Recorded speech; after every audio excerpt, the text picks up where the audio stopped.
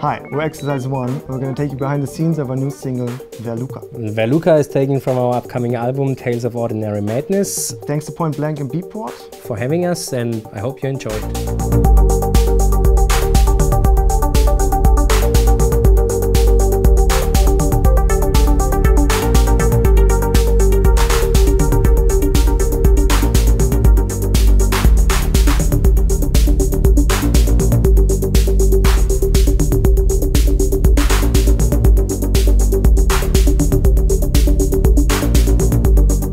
We both live here now since quite a time. For me it's now 15 years, and you're like here like maybe a year later. Yeah, like 13, 14 years.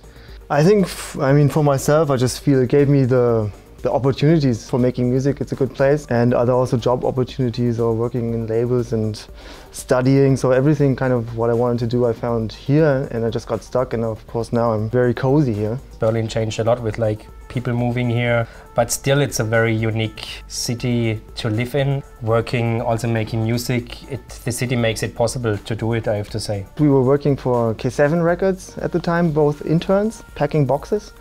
And yeah, just got into talking about music, and yeah, both enjoying Berlin at the time. Was I think in 2000. We were crazy talking about music, like really the whole time. addicted. And then we just started and said, okay, let's make music together, because we both, like, he comes from like industrial background and I always been playing drums in more like rock band context, but both totally into the contemporary electronic music at the time and late 90s stuff anyways. And then we just talked so much about it that we started just making it just for fun, and then we had friends who threw parties in basements and ditches and somewhere, and then so we just had the opportunity to start playing in the weirdest places. I always would love to have like catch Berlin in the early 90s, and I think in the early time we met there was still a little bit of that anarchy, like with parties and like with illegal stuff and like places we played.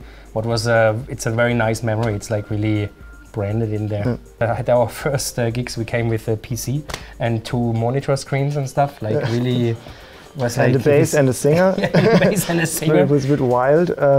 Yeah, exactly. So, but now Exercise One was always, the beginning was only live for several years. I mean, I was DJing at the side, just loving to DJ, but yeah, the music project was always based on the live set. It's changed a bit over time. I mean, in the beginning, it was just purely playing stuff together or trying stuff out. I mean, we never really had an assignment like melodies versus rhythmics or something. I mean, sometimes we had that, or basically we said, okay, you do that machine, I do this one. But there hasn't been like a strict separation. I mean, over time also, we don't do every track together. Sometimes we do our own stuff, especially Mark always has been the more prolific producer, so he always has tons of ideas, and then we kind of see which we sync on together, which one I like best, and I say, come on, let's work on that one. We don't have to start we filter from it out scratch, together, kind of. Yeah. Or if I come with an idea, I show it to him, and if he loves it, then we finish it together. And then we have certain tracks we really just start with a live setup, which we're going to talk about later too, where we intentionally say, let's start with a blank piece of paper and hook up the stuff and just go for it. It became very natural what we do live. I mean, it has to, if you play live like us, there has to be a mixer in the middle. Plus we wanted to focus on gear, what we can take with us without giving it in the luggage in the plane, so we can take everything on board with us. Well, it's kind of organic, who takes care of what. And it's kind of on a track-to-track basis, kind of what we can do with the gear we can take along. And through the mixer, everybody has can touch everything also. So it's like, so we can always kill something from the other guy if we think it sucks. That was very important from us, that our music works live and is not too overproduced in the studio. Right now, with the new album, we really wanted to focus on something. We're pretty clear on where we wanted to go with it. And in the early years, we just did what came out. Kind of. I think that would be the approach change. We took what is there, exactly, and we're very fast and like, let's put this out. And of course we did things intentionally, like using basses and live, and doing working with singers, which we now kind of ruled out and said we want to give it a bit of a more analog, techno-y feel, and I think that kind of changed. I think in the beginning we played a bit more around with other musical elements. In the beginning we really just took what excited us and didn't think about it, and just took the best takes and made tracks out of it. And I think now it's a bit more, more focused. I think that would be the difference. To our remix package we have from our back catalog, It's all like people were like over the last 10 years. With some we shared the studios, with some we worked together. For example, Jeremy Caulfield, the boss of Dump Unit, where we also released stuff. Ingo was working with him on the label for a long time, and we became very good friends. Yeah, in that sense, it's of course been very beneficial that the city's been full of musicians. So of course there was this effect that you bump into people that you really like each other, you have good times together, and then of course you share music and then either collaborate directly in the studio together. So there's a lot of that going on. So being in Berlin and starting out making music at the time, and I probably still now, was very helpful because yeah, you just ran into a lot of enthusiastic, interesting producers. The selection of remixers is really a selection of people. I'm really proud of the list because it's really guys that either inspired us and or directly influenced us as Exercise One. I mean, obviously somebody like Anja Schneider had a direct impact in our development, taking us on for Mobile. Jeremy was the guy who remixed our very first release ever in 2004. And so then Dotzi was a roommate of us, and we made music in our first studio together. And so we kind of have a story to each and every one of those guys. With Peter van Hessen, we became very good friends. He was like a guy, he was sending us in 2005, end of 2005, demos, where we were still running this label LAN Music. And it was very nice. It was like a demo with a letter on a type machine, I think. It looked like this. And the music flashed us immediately, and we put out his first release at the time as Peter van Hessen.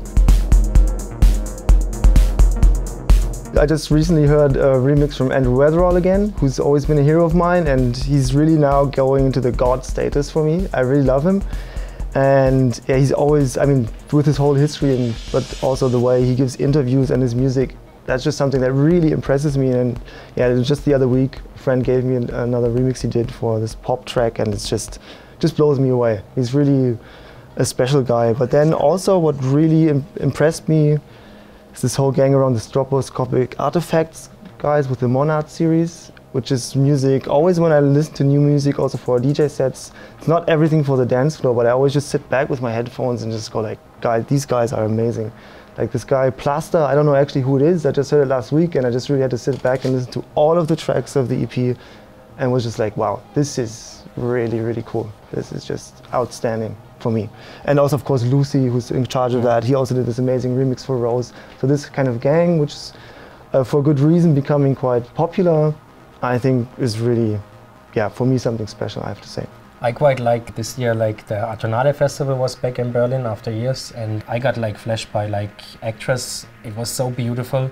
It was really, really beautiful, his music. And since then, I mean, I knew his stuff before, but like I got even much deeper in his albums and listened to it. And he had an EP on Ninja Tunes, I think, which is like, it's just beautiful electronic music, which is very deep and very melancholic on a very unique way.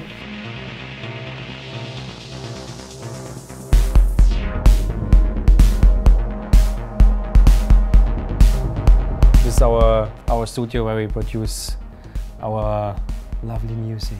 To start off, obviously, the left side is mine and the right side is his. This one is the workhorse, the good old Electribe.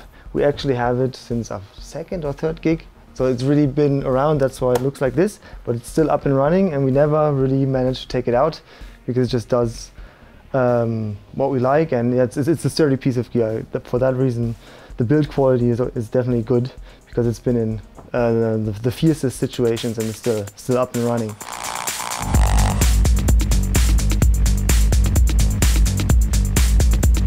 And the other pieces of gear, the Minitor we chose mainly for the bass lines, but of course you can always take it in another context. But before we used the Little Fatty, but since that was exchanged in the studio for the Voyager, we needed a piece for the live set. And the Minitor is just what we want. And we also looked at other synths, but just like this, the Moogie sound is just, we're onto it. And this is then for a live set, which is good if it's not too big for traveling and all. The perfect combination. And also it's okay that it doesn't, I mean, you can do presets, but we kind of know what we want with it. And so I'm totally fine with working it in this way. And you have one button for every thing. It's not a synth where you have to go deep, which in a live situation, a couple of beers and dark lights, it's just good because you know your knobs and you don't have to fiddle through stuff on your bassline synth. And we trigger it through the Electribe, and that's, I think, an unusual thing. We use this as a sequencer also for Dave Smith we use, which we've been having for a while, to add like an extra synth. With different MIDI channels, it comes from here, so I can always turn things on and off, and we have all the patterns written in here. And so certain channels I send to these two synths, and so we kind of have the interface with this machine, which is good, and yeah, and then we just send the sequences out, and then this also has a lot of synth on top we can use, so that's kind of even handy. Even sometimes it's the same notes, you can add two things. You have like the bassy notes, and you add something which is a bit higher on top, running on the same notes. Sometimes it's different notes, so I can kind of use these three synths on my side for the synth. Then we have the drum machine in the middle. This one's really new, so this is new for a new live set. Before that we used the Jomax 999, which was really good sounding. But we decided to go into this one because we got into this and he researched it, and we just both liked the sound and wanted to switch it up. Before we had another Electribe, so this is really the newcomer. We're just getting a grip of it, and so far we're pretty happy. But we still have to rehearse, and the name, of course, is amazing, and it's the Dancing Bear.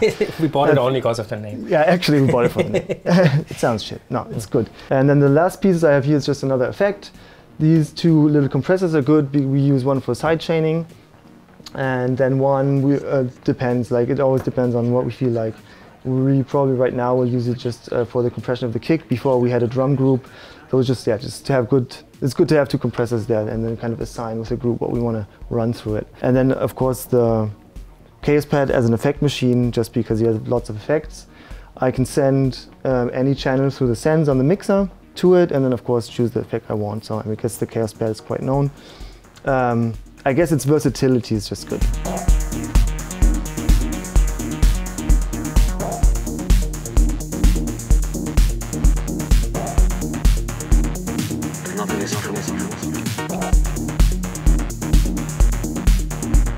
Okay, we had the drum machine, so here we come now to the two electrons in our live set. One is the Octatrack, what is like a sequence sampler, and also what I can use for sampling on the fly any channel via the group into this machine. That gives it the possibilities to do nice transmissions or like play around with the sounds we actually playing. It's like direct sampling and playing around, fuck up the sound. And then a beautiful synthesizer from Elektron, step synthesizer, the 4 analog, which we use also quite a lot for the production in our album. It just sounds beautiful. It is a very characteristic sound. We use this for live, and then I have also the 101, which is normally placed then on top of those. The 101 I sequence via the 4 analog when we play live. In the studio I have this connection together with the 808 and the 101 as like a nice, vintage play tools, and where I always get stuck into. And that's how we set up our live set. The track Verluka we want to show you comes actually from our live set, what we showed you before. Like, there's like a main sequence inside, what we have like since quite a while. Then once we sit down for working on the album and we wanted to focus on this track. Before in the live set it was more like a transmission track between two, but we so much loved the mood of the sequence that we said, let's build this in a whole track. And then we started to record like the 4 analog, the Voyager for the bass line, and 808. It's like it's quite like a pure analog track. There's like plugins we only used for compression, reverbs, some delays and stuff. And then we brought the whole mix, as you can see here, on like our outboard mixer, to mix like to have a pure mono signal for the bass and for the bass, for the kick and for the bass line, and like put like the drums on one group. Basically what we did on the mixers, like building groups for like certain kind of tracks in the arrangement. What we can show you now, like we play here the track.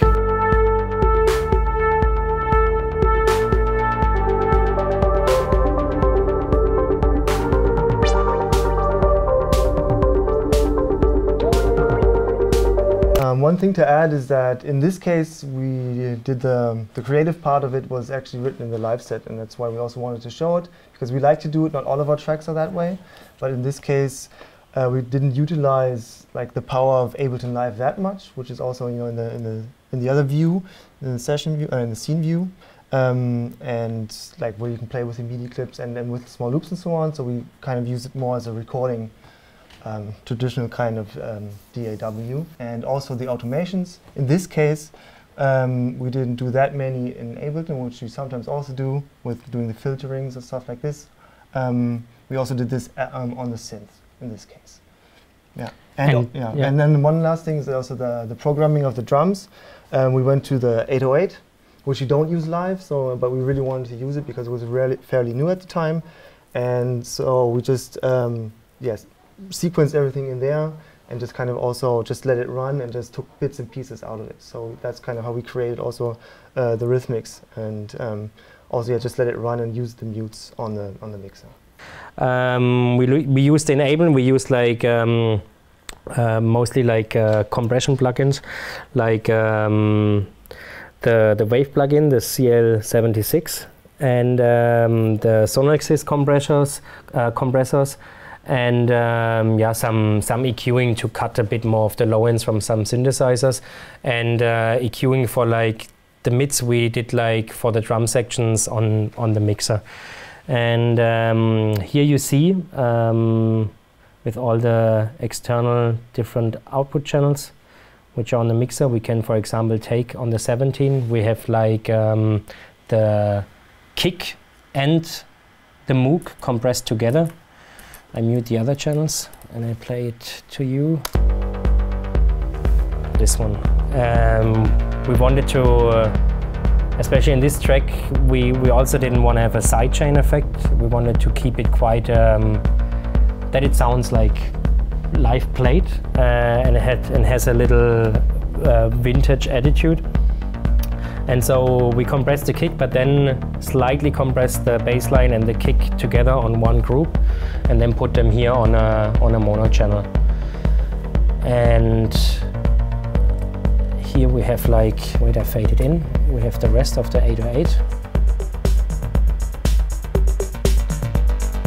We have here little reverbs on it with the Lexicon plugins, and EQ'd it, like I said before, with the outboard mixer, did a low cut and add some highs and some mids. Then we have here on these two channels the 4 analog with the main sequence and the master channel. That's loud. What is that synth that's making the master? That was the 4 analog synthesizer, which is like the sequence what we had from the very beginning, where the whole track played around. It's like here. It's like this. I mute it quickly.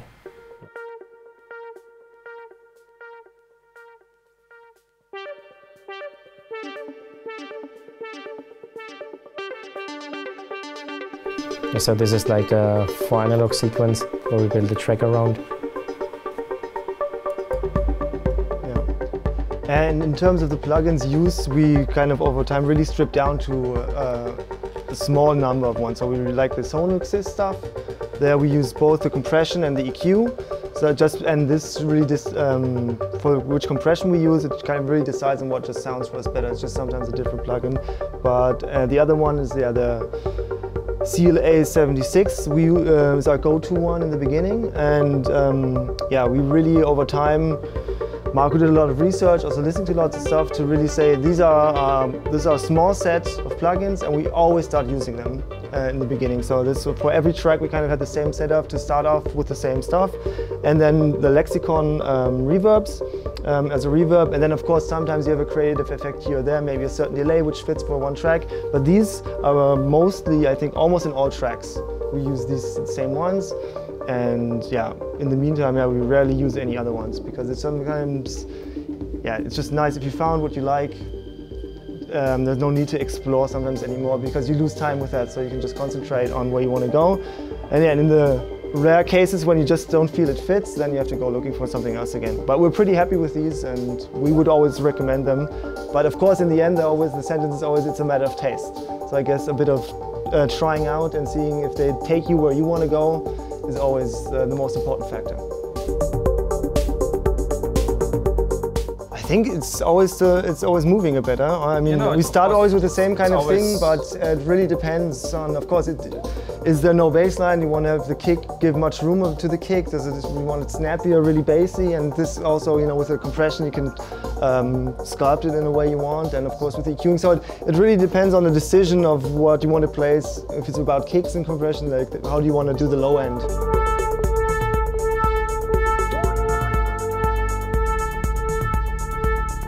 No, we usually do it that way. This is kind of one of the more rare cases where we actually have them together on one channel, which sometimes just works and gives a good result.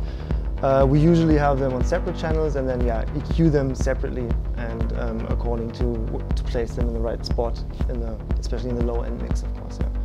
But sometimes just doing it a different way gives you a good result. And then in this case, it was just like, let's try this way, and we thought, it just sounds better, and so we just kept it. We just wanted in this track also to leave the instrument, to leave them like the sound, to really give the 808 sounds, to give the Moog its classical sound. This is like actually like one of the default sounds of the Mini Moog D, and we played around with it. First we had sidechain, we had them on 2 different channels, but then it had somehow, for this particular track, it had some more charm to have like the kick and the bass line. It's a very old school thing to put them together on one channel, to have them pure mono and compress them together, and add the other stuff around it.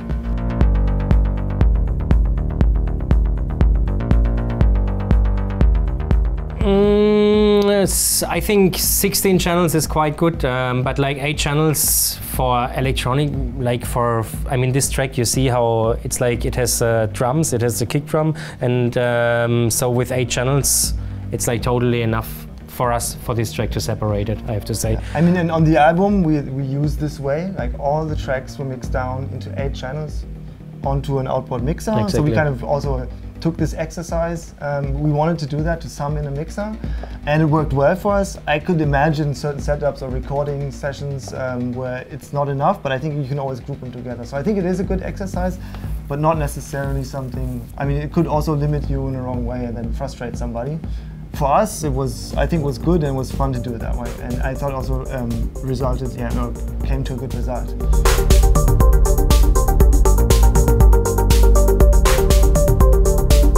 First question is easy, nothing. And that's, I know of course there's lots of different approaches, but we have a really good mastering engineer we've been working with for a while. It's Bo at Calyx Mastering, very recommendable guy. And we really learned a lot from him because we always had also visited sessions where he was talking or he was explaining stuff to us, and from a very early stage he always gave us good tips, and he's one of these guys that says, please don't do anything on the master. Of course, it can still be good, but we really trust him in the way he treats things, and we always had very good results. And he's always very concerned about. He's always like, please give me the raw material. Of course, if there's ways of treating it in a little way, but nothing to no kind of small pre-mastering or anything. Of course, for certain artists, it's very important to kind of, because they have the signature sound or appeal they want to have on it, and that's only. They do it through putting things on the master, so that's totally fine. But just for us, in this working relationship with Bo, we really refrain from putting anything on the master. And we also don't have any kind of creative effect or some kind of things that you might want on the master in our music that are necessary to kind of whatever, squash everything or something. Sometimes like the little EQing on the master channel or like really little stuff, but like I highly would recommend not to put any compressions or really limiters on the master, and then your mastering guy has no chance to get into the mix anymore. The more naked it is on the master channel, the more space there's at the end for the mastering studio, and that's how we do it. Like we give every channel its compression, sometimes limiting, but we give every channel his like signature, but like the master channel we keep completely naked, and then we record it through the mixer into our Ferrofish converters. My advice first is like give your idea as much space as possible. Don't get too much crazy. It has to sound great, it has to mix well, and all this stuff what comes after. I think first important is the idea and to play around with it as long as you can till you have the result or till you cannot get further anymore with it. And then sit down and play around. Like it's really, there are some certain rules, but there's also lots of stuff you find out by playing around with EQs, with compression, with sidechaining, with like using sidechaining in lots of different ways. It's like, it's good to have some rules, but keep a bit of anarchy inside and like just try things out and be always playful, I have to say. I mean, it's true in a lot of things that are now considered signature sounds are in some terms totally wrong. And sometimes this can be like your special thing, like wrong in the sense of like that's not the right way of mixing things. But of course, there's always a certain aesthetic that you also want to achieve, and over time you will get better at it. I think like one small advice for us was, for example, to have good monitor speakers, like at a later stage. If you're just beginning, it's really about learning your instruments, what do you have fun with, what gives you a thrill, I would say. And any little piece of outboard gear you could touch, I think is very helpful, because obviously the software enables you quickly to do things. So it's always obvious to start with that, but just have something to mess around with, to have these good mistakes, which make the track unique sometimes, because there's so many tracks that are built upon this special mistake, which makes it stand out. And so that's one thing. So get some gear that will make you make mistakes. And the other thing is get good monitor speakers if you want to advance your mixing skills later. That's true. Because that was, once we got good ones, the mixes just sounded better, because the mixes before, we already sat down like, oh, this is crap. And then just by making it feel right to us, it was already just a better mix. And it can help you train your ear a bit. It's a bit like learning a language. I think it's always like first collect as much words as possible and then add the grammar after. More and more grammar, more and more grammar. And then, yeah, that's like how it worked for us, I have to say.